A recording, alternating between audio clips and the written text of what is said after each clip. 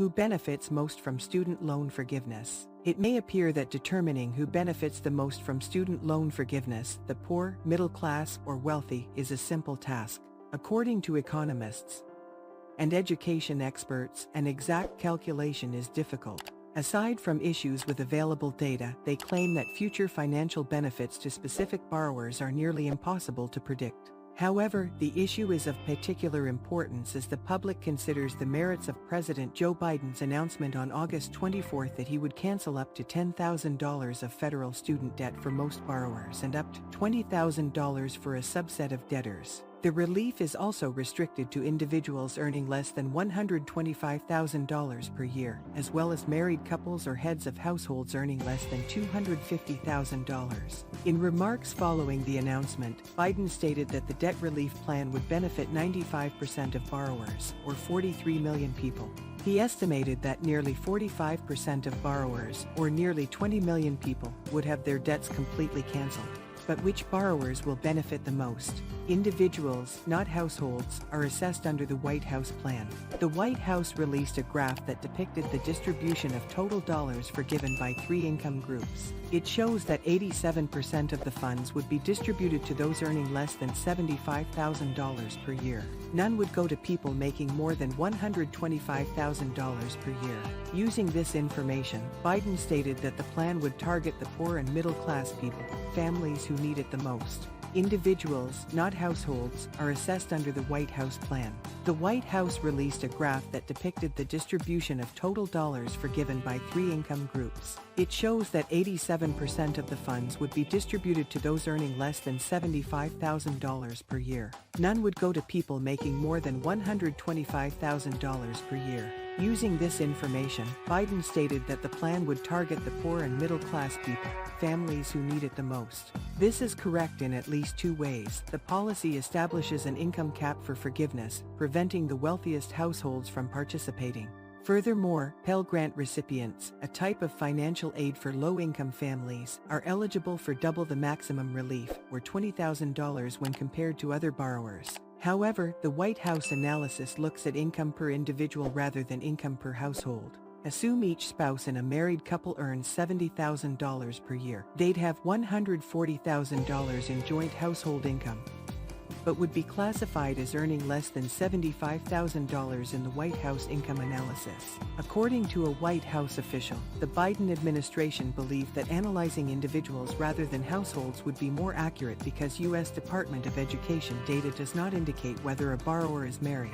This isn't a handout for the wealthy. A few institutions have conducted independent analyses to assess the overall impact on households. Most predict that low and middle-income households will receive the majority of benefits, but they disagree on the precise share of total forgiveness dollars. Economists at the University of Pennsylvania's Wharton School estimate that households earning less than $82,000 per year would receive the majority of the total forgiveness funds. These families are among the lowest 60% of wage earners. According to a separate Penn-Wharton analysis for CNBC, those in the bottom half of the income distribution would receive approximately 55% of the forgiveness dollars. This isn't a handout to the wealthy, said Kent Smetters, a University of Pennsylvania professor of business economics and public policy. The Pell Grant bonus provides slightly more relief to the bottom half, according to Smetters. However, it does not specifically target lower-income households as much as other transfer programs, he added, citing the Earned Income Tax Credit as an example of an existing policy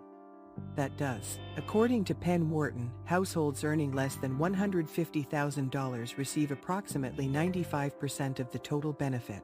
According to a White House official, the Penn-Wharton study backs up the basic finding that the vast majority of benefits go to low and middle-income earners. In a separate study, the J.P. Morgan Chase Institute discovered that only 51% of total debt forgiveness would go to the bottom 60% of households. J.P. Morgan defines this group as having an annual income of less than $76,000. the middle class may see the largest effective income increase. According to the J.P. Morgan study, roughly 2/3 of the lowest income borrowers would have their federal student debt completely erased. According to the analysis, Black and Hispanic borrowers are more likely than white borrowers to have their debt completely forgiven. According to a separate Goldman Sachs report published on August 25, Biden's policy would provide lower-income households with student debt with the largest proportional cut in debt payments relative to middle and upper-income earners. According to the study, most low-income households do not have student debt and thus will not benefit.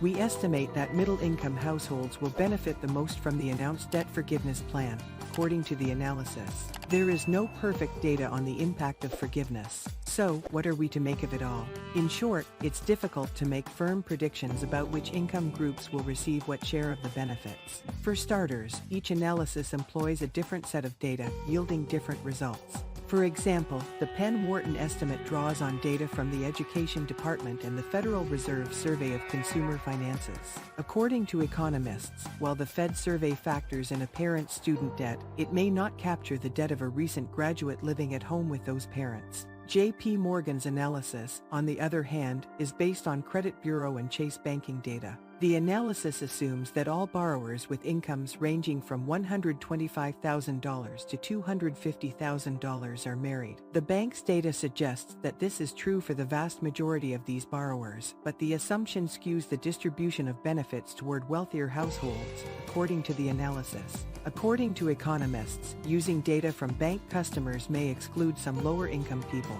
There is no such thing as perfect data, said Dominique Baker, Associate Professor of Education Policy at Southern Methodist University. Not even the Department of Education has perfect data. Consider this: the government awards Pell Grants to students based on their parents' income. As long as a borrower's income is less than $125,000, they'll qualify for the Pell Grant forgiveness bonus based on their parents' lower incomes from previous years, according to Smetters. According to Matt Brunig, an economic policy analyst and president of the People's Policy Project, there's also the question of which income to consider when calculating the forgiveness benefits. Economists, for example, can look at a parent's current income, a student borrower's current income, or a student's expected future lifetime income, according to Brunig. Different data assumptions produce different results. We want to do an analysis that we can't really do, Brunig explained. There's this huge shift in people's financial lives. According to education experts, there are a slew of financial benefits from loan forgiveness that would primarily benefit low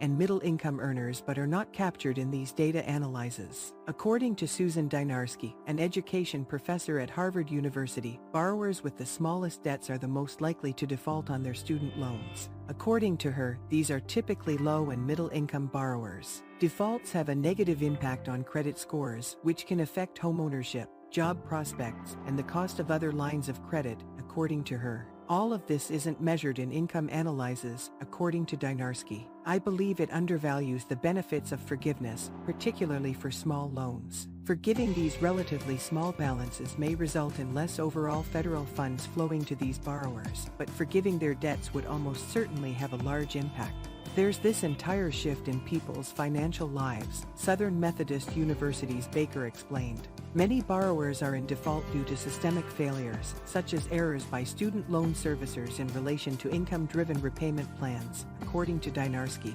Fixing these mistakes through debt forgiveness is likely worthwhile, even if it means some wealthier households who don't need it benefit as well, she explained. I'm fine with a few middle-class people getting forgiveness for people with small loans who are being harmed to get out of this system, Dynarski said. I regard it as a cost of doing business.